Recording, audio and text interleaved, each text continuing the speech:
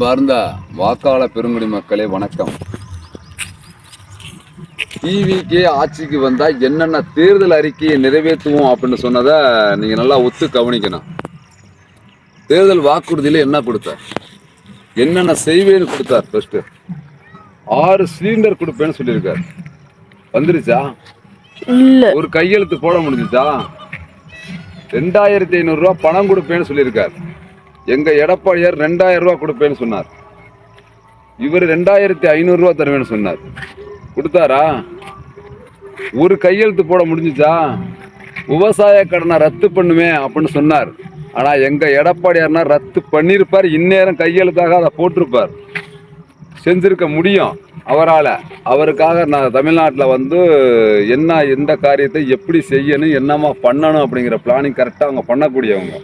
பண்ண முடியலை. அனைத்து பஸ்லையும் இலவசம் அப்படின்னு சொல்லியிருந்தார். அனைத்து பஸ்லையும் யார் எங்கு வேணாலும் பயணிக்கலாம், பெண்கள் அப்படின்னு சொல்லியிருந்தார். ஆண்கள், இவர் ஆண்களுக்கு ஃப்ரீன்னு சொல்லியிருந்தார். அனைத்து பஸ்லையும் ஃப்ரீ. இப்போ இந்த ஃப்ரீங்கிற கையெழுத்து கூட போட முடியல.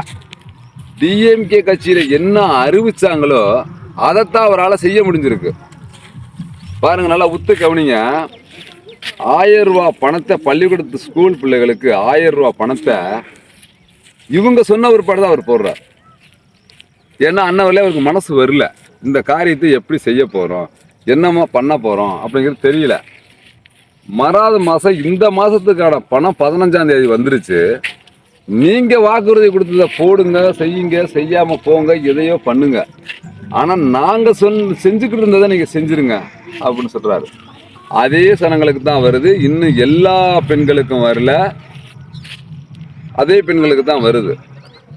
இவங்க புதுசா ஆட்சிக்கு வந்து எந்த ஒரு இதுவும் அவங்க நிறைவேற்ற முடியல.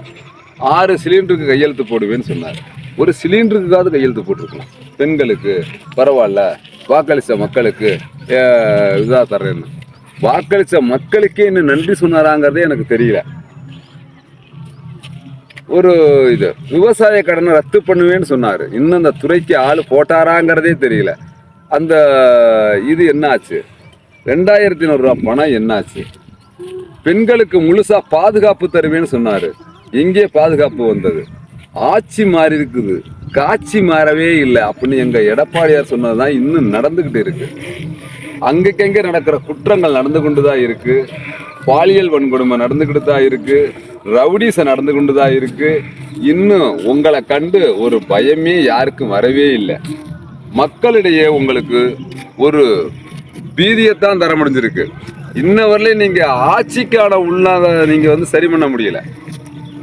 எதிர்கட்சிக்காரங்களை எப்படி இழுக்கணும், எப்படி நம்ம ஆட்சியை தக்க வைக்கணும் அப்படிங்கிறதுலயே முனப்பா இருக்கிறீங்க. மக்கள் மத்தியில என்னம்மா ஒரு பிரச்சனையை சொன்னமே, ஒரு பிரச்சனையாவது நம்ம சரி கட்டணுமே. இந்த பணத்துக்காக தான் ஓட்டு போட்டிருப்பாங்களோ, இல்லை இந்த சிலிண்டருக்காண்டி தான் ஓட்டு போட்டிருப்பாங்களோ, இல்லை இந்த விவசாய கடனுக்காண்டி தான் ஓட்டு போட்டிருப்பாங்களோ. நம்ம சொன்ன வாக்குறுதியில் ஒரு வாக்குறுதியை கூட நாம் இன்னும் செயல்படுத்துறதுக்கு ஒரு கையெழுத்தாக பயன்படுத்த முடியலையே அப்படிங்கிற குற்ற உணர்வு உங்கள்கிட்ட கொஞ்சம் கூட இல்லை. இருந்தால் நீங்கள் சொல்லியிருப்பீங்க. ஆட்சியில் வந்து உட்கார்ந்தவனையுமே சொல்கிறீங்க, எங்கள்கிட்ட 10 லட்சம் கோடி கடன் இருக்குது, கஜானா காலியாக இருக்குன்னு. ஆட்சிக்கு வர்றதுக்கு முன்னையே மக்களிடத்துல எல்லா பேத்துக்குமே தெரியும் 10 லட்சம் கோடி கடை இருக்கிறது. நீங்க சொல்லிதான் ஆட்சியில் உட்கார்ந்தவனே நீங்க சொல்லுவீங்க, இதை சொல்லுவீங்க அப்படின்லாம் அவங்க ஓட்டு போடல. நீங்க மக்களுக்கு ஏதாவது செய்வீங்கன்னு சொல்லிதான் மக்கள் ஓட்டு போட்டுருக்குறாங்க. அதனால வந்து இந்த வீடியோ மூலியமா உங்களுக்கு மறுபடியும் ஒரு டிஎம்கே ஆட்சியை நீங்க அமைக்க வேணாம், உங்களுக்குன்னு ஒரு தனிப்பட்ட ஆட்சியை அமைக்க சொல்லி ஒரு வேண்டுகோளா வைக்கிறோம்.